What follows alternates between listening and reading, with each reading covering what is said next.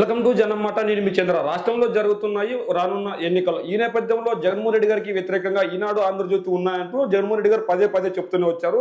మరి ఎన్నికలు దగ్గర పడుతున్న తరుణంలో ఈ రెండు పత్రికలు జగన్ గురించి ఏ వార్తలు రాసి, ఎందుకు రాసి, వాటి వెనుకున్న మర్మమెంట్ ఒకసారి చూస్తున్నట్లయితే మనం ప్రముఖంగా చూస్తే ఈనాడు వార్తాపత్రికను చూస్తే, ఈనాడు వార్తాపత్రిక సర్కారు వారి విషపు కక్కు అమాయకులకు పొట్టను పెట్టుకున్న జే బ్రాండ్స్ మద్యం, చిన్న చిన్న మద్యాలతో మొదలై కాలేయాల్ని తినేస్తున్న మందు, పేద కుటుంబాలతో జగన్ చెలగటం, ఎవరిని కనిపించినా కన్నీటి గాదులే, నాసిరకం హానికరం, రాష్ట్రంలో మద్యం తాగే అలవాటు ఉన్న వారిలో 268 మందితో మాట్లాడగా ఆ సర్వేలో తేలిన మిస్టరీ. జగన్ ప్రభుత్వంలో అమ్మే మద్యం నాసిరకం అనేది 250 మంది చెప్పారంటే, మద్యంతో తీవ్ర అనారోగ్యాల బారిన పడుతున్న వారు 206 మంది అంటే, జే బ్రాండ్లతో హానికర రసాయనాలు ఉన్నాయి 218 మంది, ధరలు ప్రభుత్వ విధానాలపై అసంతృప్తి వ్యక్తం చేసింది 243 మంది. ఇక్కడ 268 మంది మాత్రమే వీళ్ళు సర్వే చేశారు. అందులో కూడా 251, 206, 218, 243 అంటే మొత్తం అవే అంకెలను తిరిగి గాలిడి చేసే ప్రయత్నం అయితే చేస్తున్నా. ప్రపంచంలో ఎక్కడైనా ఎవరైనా విషమని తెలిసి కొనుక్కుంటున్నారా, ప్రాణాంతకమని తెలిసిన రోజువారీ సంపదలతో సగానికి పైగా సొమ్ము దానికోసమే తగలేస్తున్నారా, ఏదైతే జగన్ అమ్ముతున్నాడని వీళ్ళు చెప్తున్నారో, జగన్మోహన్ రెడ్డి గారు ఈ బ్రాండ్స్ తీసుకున్నారు. 2014లో అధికారంలోకి వచ్చిన చంద్రబాబు నాయుడు గారు ఆ రోజు ఆ బ్రాండ్స్ కి పర్మిషన్ బట్టి 2019లో మనం వాటిని యథాతిథిగా కొనసాగించే పరిస్థితి వచ్చింది తప్ప అంతకు మించి ఏం లేదు. నిజంగా జగన్మోహన్ రెడ్డి గారు ఆ బ్రాండ్స్ కి జీవో ఇచ్చింటే కనుక ఆ జీవో ఒకసారి చూపించండి. జగన్మోహన్ రెడ్డి గారు ఆ జీవో ఇవ్వలేదు. మరి జగన్మోహన్ రెడ్డి గారు ఆ బ్రాండ్స్ కి పర్మిషన్ ఇచ్చినట్లు ఒక జీవో ఉంటుంది. ఆ జీవో ప్రచురించే దమ్ము ధైర్యం ఈ రెండు పత్రికలకు ఉందా? మరి ఎందుకు ఆ జీవోను ప్రచురించడం లేదు అంటే, ఖచ్చితంగా ఈ బ్రాండ్స్ కు అనుమతి ఇచ్చింది 2019 కంటే ముందు. అంటే జగన్మోహన్ రెడ్డి గారు అధికారంలోకి ఎక్కే ముందు, చంద్రబాబు నాయుడు గారు అధికారంలో దిగిపోయే ముందు, అంటే ఒక 4 రోజుల ముందు 5 ఏళ్ల కాల పరిమితికి గాను ఈ జీవో తీసుకొని వచ్చింది ఆ టీడీపీ ప్రభుత్వం, ఆనాటి టీడీపీ ప్రభుత్వం. అంటే జగన్మోహన్ రెడ్డి గారు అధికారంలోకి రాకముందు చంద్రబాబు నాయుడు గారు ఈ బ్రాండ్స్ పర్మిషన్ ఇచ్చారు. అందుకు గనక ఈ బ్రాండ్స్ కొనసాగించే పరిస్థితి వచ్చింది తప్ప అంతకు మించి ఏం లేదు. అయితే జగన్మోహన్ రెడ్డి గారు నిజంగా తప్పు చేసి ఉంటే వీళ్ళ అభిప్రాయం ప్రకారం మరి ఆ బ్రాండ్స్ కి జీవో అనేది ఒకటి ఇచ్చింటాడు. మరి ఆ జీవో ఎందుకు ప్రచురించే ప్రయత్నం చేయలేదు? పోనీ విషయమని తెలిసినా కూడా కొనే ప్రయత్నం ఎవరు చేస్తారు? విషయమని తెలిస్తే ఎవరైనా తాగుతారా? మరి తాగేటప్పుడు మరి విషయమని తెలిసి కూడా ఎందుకు తాగుతున్నారు? మరి మద్యం తాగొద్దని ప్రోత్సహించాల్సిన వార్తాపత్రికలు మద్యం తాగండి అని ప్రోత్సహించే విధంగా రాయడాన్ని ఏ విధంగా సమర్థిస్తారు? అంటే ఇక్కడ ఖచ్చితంగా జగన్మోహన్ రెడ్డి గారి గురించి ఏదో ఒకటి లేనిపోయిన వార్త రాయడం వీరు లక్ష్యంగా పెట్టుకున్నారు తప్ప అంతకు మించి ఏం లేదు. నిజంగా జగన్మోహన్ రెడ్డి గారు మద్యం తాగమని ఎక్కడైనా ప్రకటించారా? జగన్మోహన్ రెడ్డి గారు మద్యం అమ్ముతున్నారని చెప్తున్నారు. జగన్మోహన్ రెడ్డి గారు మద్యం అమ్ముతున్నారా అమ్మట్లేదని పక్కన పెడితే, నిజంగా బ్రాండ్స్ కి జీవో ఇచ్చింది ఎవరు?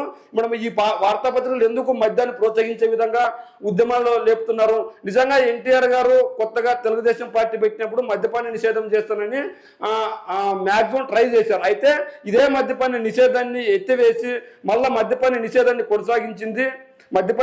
కొనసాగించలేక మద్యాన్ని ఏర్లో పారించింది చంద్రబాబు నాయుడు గారి ప్రభుత్వంలో. ప్రతి ఊరికి బెల్ట్ షాప్ తీసుకొని వచ్చి ప్రతి ఊర్లో తాగేవారిని ప్రోత్సహించే విధంగా తయారు చేసింది చంద్రబాబు నాయుడు గారు.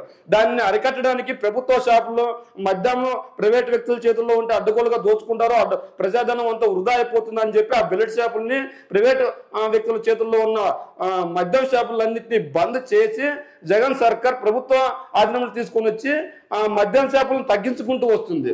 మరి అదేవిధంగా మద్యం షాపులను తగ్గించుకుంటూ వస్తూ మద్యాన్ని తాగేవారిని తక్కువ చేయాలని చెప్పేసి ధరలు కూడా పెంచుకుంటూ పోతుంది. అంటే సామాన్య వ్యక్తులు మద్యాన్ని కొనే విధంగా లేకుండా చేయడమే జగన్ గారి ఉద్దేశంతో ధరలు పెంచుకుంటూ పోతుంది. మరి ఇలా ధరలు పెంచుకుంటూ పోతుండడంతో వీళ్ళు ఎలా రాస్తున్నారు? ఖచ్చితంగా జగన్మోహన్ రెడ్డి గారు మద్యాన్ని తాగే విధంగా ప్రోత్సహిస్తున్నారు, ఖచ్చితంగా జగన్మోహన్ రెడ్డి గారు మద్యం అమ్ముతున్నారు అన్న విధంగా రాస్తుంది.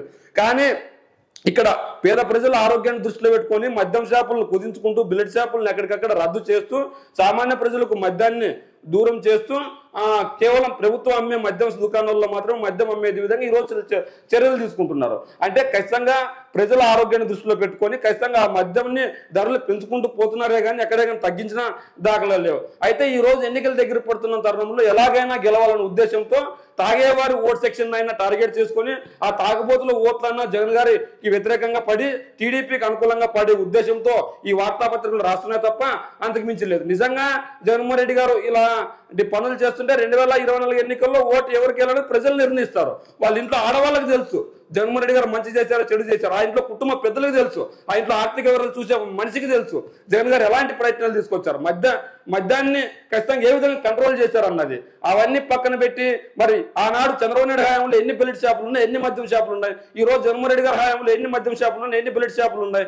మరి ఇవన్నీ చూసుకున్నట్లయితే ఖచ్చితంగా జగన్మోహన్ రెడ్డి గారు మద్యాన్ని అరికట్టే విధంగా ప్రయత్నాలు చేస్తున్నారు కానీ ప్రోత్సహించే విధంగా ప్రయత్నాలు అయితే చేయట్లేదు. అదేవిధంగా ఇంకో వార్త చూసుకున్నట్లయితే ఇక్కడ ఇంకో పెన్షన్ సొమ్మును జమ చేయని సర్కారు, ఇలాగైతే భవిష్యత్ అంధకారం ఐఏఎస్ అధికారులను ఆందోళన, నేటి సంఘ సమావేశంలో చర్చించాలని నిర్ణయం, సిపిఎస్ నడుము మడమ తిప్పిన జగన్, ఉద్యోగి వాటిని ఇద్దరిదిగా చూపిస్తూ ఏదైతే సామాన్య ప్రజలను అలాగూ రెచ్చగొట్టలేకపోతున్నా, సామాన్య ప్రజలు ఖచ్చితంగా జగన్ గారి వైపే ఉన్నారు. ఇప్పుడు ఎలాగైనా ఉద్యోగులను రెచ్చగొట్టాలి, ఉద్యోగ ఓట్ బ్యాంకును జగన్మోహన్ రెడ్డి గారికి దూరం చేయాలనే ఉద్దేశంతో ఇలాంటి వార్త రాస్తున్నారు. నిజంగా పరిస్థితి ఉంటే ఈ రోజు ఉద్యోగులకు జీతాలు ఇవ్వట్లేదా, నిజంగా ఉద్యోగులకు నోటిఫికేషన్ ఇవ్వట్లేదా, నిజంగా నిరుద్యోగులకు బాధ్యతగా నిలవట్లేదా, చదువుకున్న వారికి అన్యాయం చేశారా, ఈ రోజు ఎన్ని సంక్షేమ పథకాలు అందిస్తున్నారు జగన్మోహన్ రెడ్డి గారు, ఈ రోజు ఎన్ని అభివృద్ధి పథకాలు అందిస్తున్నారు. మరి ఇదే చంద్రబాబు నాయుడు గారు గత ఎన్నికల్లో ఎందుకు అందించలేకపోయారు, మరి ఇదే చంద్రబాబు నాయుడు గారు గత ఎన్నికల్లో ఎందుకు ఇలాంటి పరిపాలన చేయలేకపోయారు, గత సమయాన్ని అంతా వృధా చేసి ఈ రోజు అప్పుల పాలు తీసుకొని వచ్చి జగన్మోహన్ రెడ్డి గారు సర్కార్ దిగిపోయేసరికి కానీ కరెక్ట్ గా 8,100 కోట్ల జీతాలు ఇవ్వాల్సి వచ్చింటే ఆ రోజు ప్రభుత్వం కనీసం ఖజానాలో 100 కోట్లు మాత్రమే పెట్టారు. ఇదే ఈనాడు వార్తాపత్రిక ఉద్యోగుల జీతాలు ఎలా చెల్లించగలుగుతుంది ప్రభుత్వం అనే వార్త రాసిందా లేదా. మరి 100 కోట్ల ఖజానా నిలిపిన చంద్రబాబు నాయుడు గారు గొప్ప, మరి ఈ రోజు టీడీపీ రేపు పొద్దున్న ఎవరు గెలిచినా కూడా వాళ్ళ పరిపాలనకు మార్గదర్శిగా ఉండాలని చెప్పి పేదల కష్టాలు తెలుసుకొని నేటి కంటే ఈ రోజు కంటే రేపటి భవిష్యత్తు బోనాలు పేదలను తీసుకొచ్చిన పరిపాలన గొప్ప. అమ్మఒడి కావచ్చు, జగనాన్ని విద్యార్థి కావచ్చు, వసతి దీవెన కావచ్చు, ఆటోమిత్ర కావచ్చు, వాహన మిత్ర కావచ్చు, లేదంటే కాపు నేస్తం కావచ్చు, ఈబీసీ నేస్తం కావచ్చు, తర్వాత మహిళలకు చేయూతను కావచ్చు, డ్వాక్రా మహిళలకు కావచ్చు, రైతు రుణమాఫీ కావచ్చు, రైతు భరోసా కావచ్చు, విలేజ్ క్లినిక్లు కావచ్చు, మెడికల్ కాలేజీలు కావచ్చు, పోర్టులు కావచ్చు, కంపెనీలు కావచ్చు, నాడు నేడు కావచ్చు, ఇంగ్లీష్ మీడియం కావచ్చు, ఇలా చెప్పుకోవడానికి జగన్మోహన్ రెడ్డి గారు చాలా ఉన్నాయి. మరి చంద్రబాబు నాయుడు గారికి ఎందుకు లేకపోతున్నాయి ఇవన్నీ? మరి ఇది అదేవిధంగా ప్రతి వారం సర్వే చేయిస్తా, అభ్యర్థుల పనితీరు బాగలేకుండా మార్చేస్తా, అసంతృప్తులు తటస్థులు మద్దతు కోరండి, జగన్ ఓడించేందుకు జనం సిద్ధం, వారితో ఓట్లు వేయించుకోవాల్సింది మీరే, జనసేనతో సమన్వయం చేసుకోండి, తెదేపా అభ్యర్థులకు చంద్రబాబు దిశానిర్దేశం. ఏదైతే చంద్రబాబు నాయుడు గారు సీట్లు ప్రకటించారో ఆ సీట్లు ప్రకటించి ఏమని చెప్తున్నారంటే ఈయన ప్రతి వారం సర్వే చేయిస్తారంటే ఇంక ఎన్నికలు ఉందే 2 వారాలు ఉన్నాయి, ఎన్నికల నోటిఫికేషన్ వచ్చేవానికి ఇంకా మీరేంటి ప్రతి వారం సర్వే చేయించేది. అభ్యర్థులను అలాంటి జగన్మోహన్ రెడ్డి గారు ప్రకటించి జనాల్లో సిద్ధాంతతో జనాల్లోకి వెళ్ళి జగన్మోహన్ రెడ్డి గారు మళ్ళీ జగన్మోహన్ రెడ్డి గారికి పట్టం కట్టడానికి సిద్ధం సభలను చూస్తుంటే తెలుస్తుంది. మీరు ఏ సభకైనా నిర్వహిస్తే ఈ రోజు ప్రజా వ్యతిరేక ఓటు ఎక్కడైనా కనిపిస్తుందా? ఒక టీడీపీ కార్యకర్త తప్ప మీ పార్టీకి పెట్టే సభలకు ఒక సామాన్య జనంగాని న్యూట్రల్గా ఉన్న జనంగాని వచ్చే పరిస్థితి ఉందా? అంటే ఈ రోజు టీడీపీ కార్యకర్తలు మాత్రమే టీడీపీ సభలకు వస్తుంటే జనం సిద్ధం సభలకు వైఎస్ఆర్సీపీ కార్యకర్తలు వస్తున్నారో లేదో తెలియదు కానీ న్యూట్రల్ ఓటర్లు ప్రజలు మాత్రం ఖచ్చితంగా వైఎస్ఆర్సీపీని గెలిపించడానికి బ్రహ్మరథం పట్టారు. ఏదైతే 2014, 2019 ఎన్నికల్లో టీడీపీ పార్టీకి ఓటేశారో ఆ ఓటర్లు కూడా ఈ రోజు 2024 ఎన్నికల్లో జగన్మోహన్ రెడ్డి గారికి ఓటేసి మళ్ళా గెలిపించుకోవడానికి టీడీపీ కార్యకర్తలు టీడీపీ ప్రజలే సిద్ధంగా ఉన్నారు. అలాంటి పరిస్థితి ఎందుకు వచ్చిందంటే ఖచ్చితంగా ఆ రోజు 2014 ఎన్నికల్లో చంద్రబాబు నాయుడు గారు విజయం సాధించిన తర్వాత సామాన్య ప్రజలను పక్కన పెట్టి జన్మభూమి కమిటీలు తీసుకొని వచ్చి సామాన్యులకు అందవలసిన సంక్షేమ ఫలాలన్నింటినీ జన్మభూమి కమిటీల రూపంలో టీడీపీ కార్యకర్తలకు దోచిపెట్టారు కాబట్టి ఈ రోజు ఆ పరిస్థితి వచ్చింది. పుడకదీసే పరిస్థితి, మనం తర్వాత మీ ఇంటికే భూమి, దొంగలపై దండయాత్ర, మజ్జిగ ఇలాంటి పనికిమాలిన సంక్షేమ పథకాలు అన్ని పెట్టి ఆ రోజు టీడీపీ కార్యకర్తలకు దోచిపెట్టి ప్రజాధనాన్ని వృధా చేశారు కాబట్టి 2019 ఎన్నికల్లో చంద్రబాబు నాయుడు గారు తగిన బుద్ధి చేశారు. ఈ రోజు 2019 ఎన్నికల టైంలో హామీ ఇచ్చిన జగన్మోహన్ రెడ్డి గారు మేనిఫెస్టో తూచా తప్పకుండా అమలు చేశారు. మరి ఈ నేపథ్యంలో జగన్మోహన్ రెడ్డి గారిని ఎందుకు గద్దె దించుతారు? ఖచ్చితంగా జగన్మోహన్ రెడ్డి గారిని గద్దె దించే ఉద్దేశం లేదు. మరి చంద్రబాబు నాయుడు గారు ఏమంటున్నారు? ప్రతి వారం సర్వే చేస్తాడంట. ఉన్నదే 2 వారాలు, ఆ 2 వారాల్లో ఇంకేం సర్వే చేయిస్తారు? ఇక్కడ టికెట్లు రాలేదని టీడీపీ నాయకులు కొట్టుకుంటున్నారు, జనసేన నాయకులు అసంతృప్తులు ఉన్నారు. ఈ రోజు దాదాపు 10 నుంచి 20 మంది టీడీపీ క్యాండిడేట్స్ ఎవరైతే పనిచేశారో ఆ నియోజకవర్గంలో వాళ్ళంతా మాకు టికెట్ రాలేదని లబోతిపోమని ఏడుస్తున్నారు. మరి వాళ్ళ పరిస్థితి ఏంది ఈ రోజు? అంటే ఖచ్చితంగా నీ స్వార్థం కోసం టీడీపీ నాయకులను కూడా బలి చేయడానికి తెదేపా పార్టీ రెడీగా ఉందే అంటే అవుననే సమాధానం వస్తుంది. జనసేన నాయకులు ఈ రోజు 24 సీట్లకే పరిమితమైనారు. అంటే జనసేన పార్టీ 170 స్థానాలు ఉంటే కనీసం సగం సీట్లలో పోటీ చేసే దారిని కూడా ఎందుకు చేయలేకపోతుంది? దాదాపు జగన్మోహన్ రెడ్డి గారితో సమానంగా పార్టీ పెట్టిన జనసేన ఈ రోజు 24 సీట్లకి ఎందుకు పరిమితం అవుతుంది? అంటే మరో 2029 వరకు సగం సీట్లకైనా పోటీ చేసే ప్రయత్నం చేయదా? ఈ రోజు జన సైనికుల అసంతృప్తిలో ఉన్నారు. మరి పరిస్థితి ఏంది? మరి ఓట్లు ఎలా బదులు ఇస్తారు? అంటే ఎంతసేపు ప్రజలను మభ్యపెట్టి టీడీపీ అధికారంలోకి వస్తుందని ఒక ఇది తప్ప టీడీపీ అధికారంలోకి రాదు. ఖచ్చితంగా జగన్మోహన్ రెడ్డి గారు మళ్ళా సీఎం కాబోతున్నారని చెప్పి మీ మాటల ద్వారా తెలుస్తుంది. అదేవిధంగా ఇది ఈనాడు వార్తాపత్రిక, అదేవిధంగా ఆంధ్రజ్యోతి వార్తాపత్రిక తీసుకొని వస్తే జగన్ పాపాలకు జేపీ వెంచర్ బలి, ఇసుక కాంట్రాక్ట్ సంస్థకు 1908 కోట్లు. ఇదే జేపీ వెంచర్ అవినీతికి పాల్పడి ఉంటుంది కాబట్టి గవర్నమెంట్ పెనాల్టీ వేసింది. మరి దీనికి జగన్మోహన్ రెడ్డి గారికి అంటగట్టడం ఎంతవరకు కరెక్ట్? అంటే ఇక్కడ ఫైన్ వేసినా జగన్మోహన్ రెడ్డి గారికి అన్యాయమే, ఫైన్ వేయకపోయినా వాళ్ళ లబ్ధిదారులకు లబ్ధి చేకూరుతుందని చెప్తున్నారు. ఇదంతటి వితండవాదం. అంటే జగన్మోహన్ రెడ్డి గారు ఒక సంస్థకు ఫైన్ వేస్తే జగన్మోహన్ రెడ్డి గారు పాపలకు బలి.